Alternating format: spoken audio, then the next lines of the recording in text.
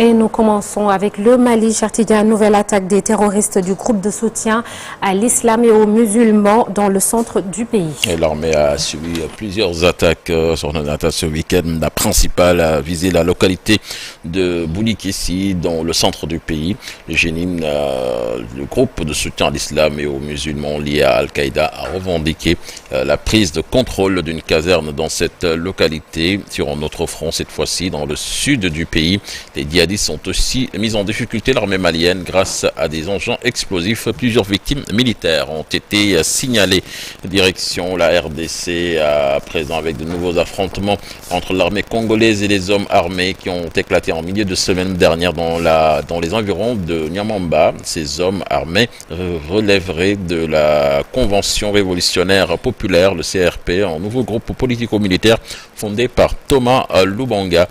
Cet ancien seigneur de guerre actif pendant la deuxième guerre du Congo a été condamné, rappelons-le, par la Cour pénale internationale à 14 ans de prison, notamment pour enrôlement d'enfants.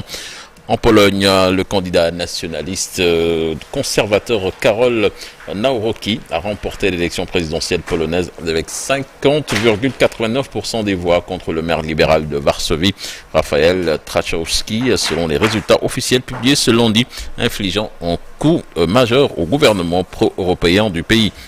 Puis pour terminer, au lendemain de leur sacre en Europe, en finale de la Ligue des Champions, plusieurs dizaines de milliers de personnes se sont réunies ce dimanche sur les Champs-Élysées pour fêter le retour triomphal des champions d'Europe, les Parisiens. La foule aux anges, fiers de partager ce moment d'histoire avec ces héros de Munich. Rappelons-le, c'est la première victoire du Paris Saint-Germain dans cette compétition. C'était ce samedi face à l'Inter de Milan, 5-0 sur Nanada. Merci beaucoup, Chartidiane. À retrouver l'actualité internationale dans une vingtaine de minutes. Alors, dans la seconde partie de l'émission, la chronique de El Hadj Daoudmine, affaire Samuel Sarr, West African Energy, question autour d'une procédure.